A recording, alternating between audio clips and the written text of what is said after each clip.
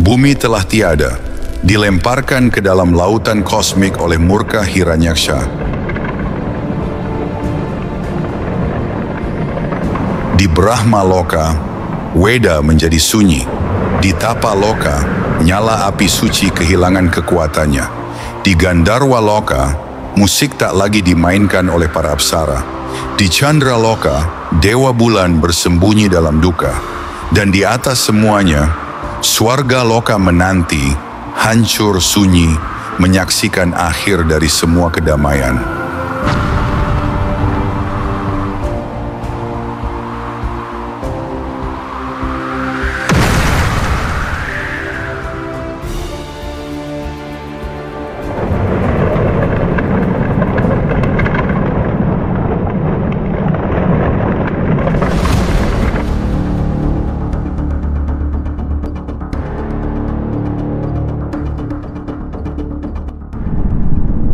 Kita mungkin telah mendengar banyak kisah tentang para asura, tapi yang satu ini berbeda, mengerikan, melampaui semua yang pernah dikenal.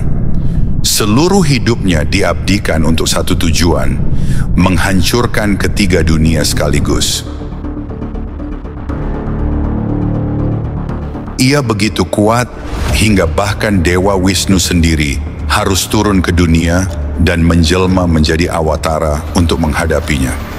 Kisah ini bermula di Swarga Loka.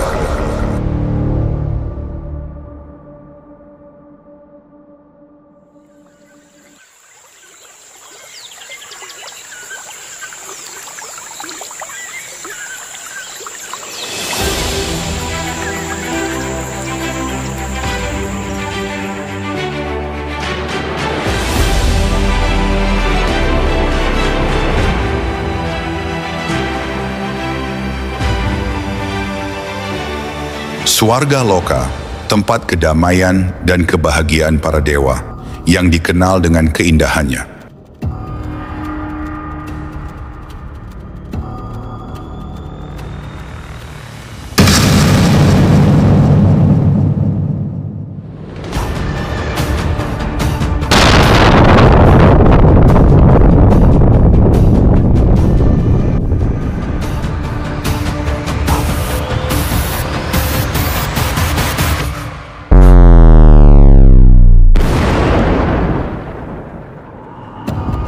Tapi sekarang, segala sesuatu yang indah itu hancur seketika.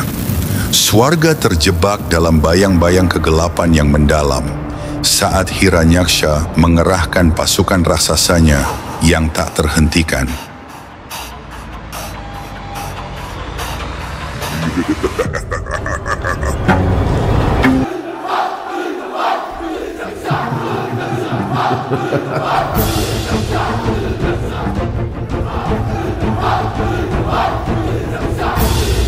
Pasukannya datang seperti badai, dinding-dinding surga yang begitu kokoh dan kuat, yang selama ini melindungi para dewa, sekarang runtuh di hadapan amukan pasukan Hiranyaksha.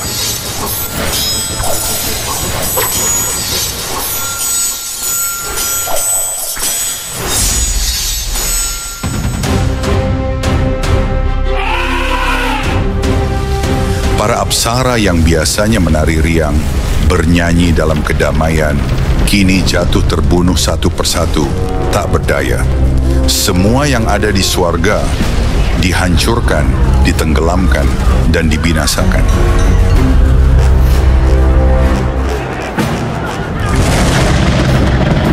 Indra, raja dari para dewa, berdiri tak berdaya di tengah kehancuran ini. Surga yang selama ini dipandang sebagai tempat yang tak tersentuh, kini telah jatuh. Langit yang penuh dengan bintang kini menjadi gelap gulita, seperti laut yang mengambang dalam kehampaan.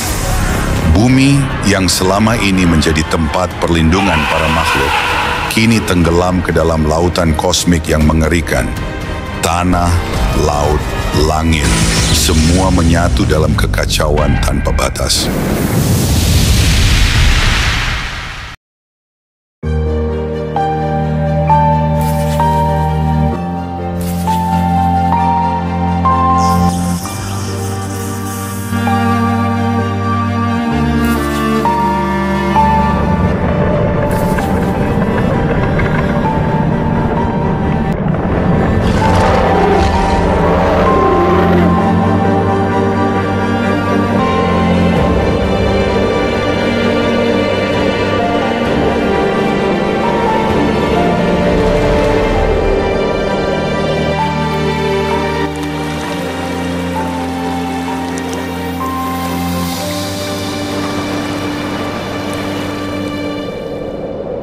Dalam saat-saat kegelapan yang memuncak ini, Manu yang melihat kehancuran dunia berlutut dan menghadap Brahma, memohon agar ada satu jalan keluar, satu jalan untuk menyelamatkan dunia yang kini hampir hancur.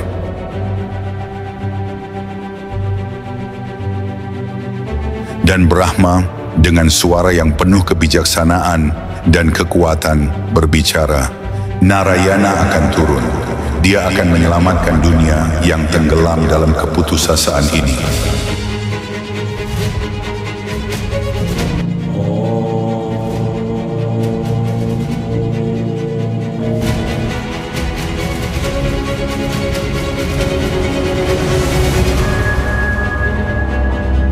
Kesombongan telah menutup hati Hiranyaksha, tapi di balik kekuatannya ada keresahan tersimpan.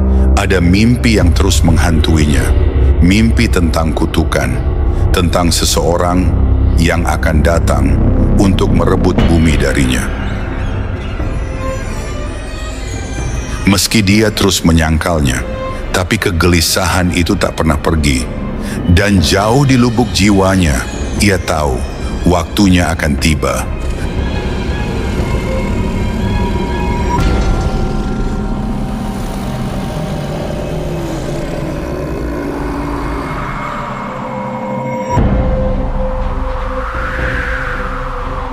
Dalam setiap zaman, saat adharma naik, dharma akan memilih jalannya.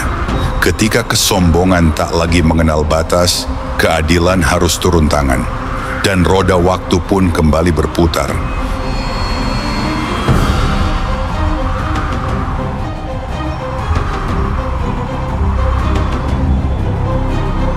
Saat bumi tenggelam dan langit berubah gelap, naga Shesha menggeliat dari kedalamannya, menandakan bahwa roda waktu tak pernah berhenti berputar.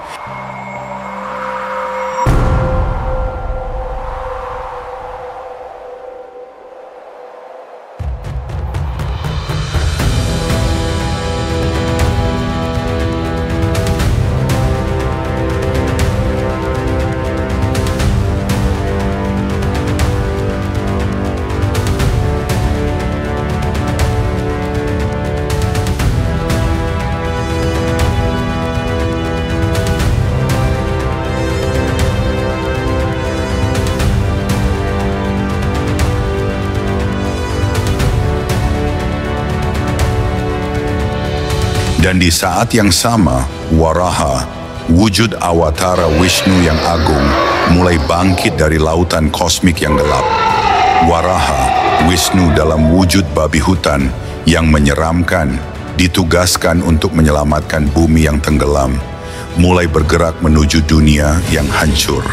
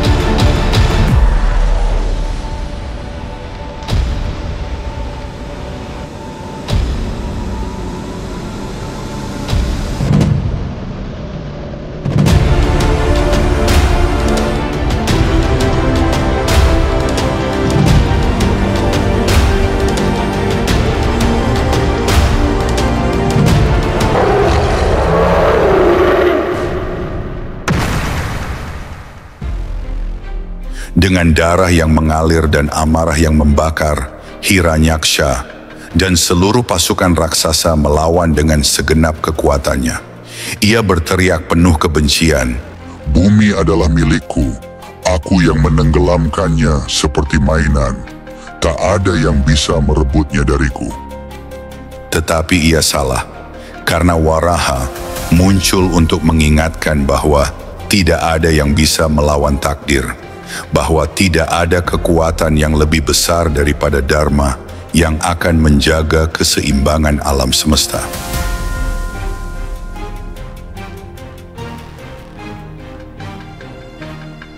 Hiranyaksa pun tewas di tangan Sang Awatara.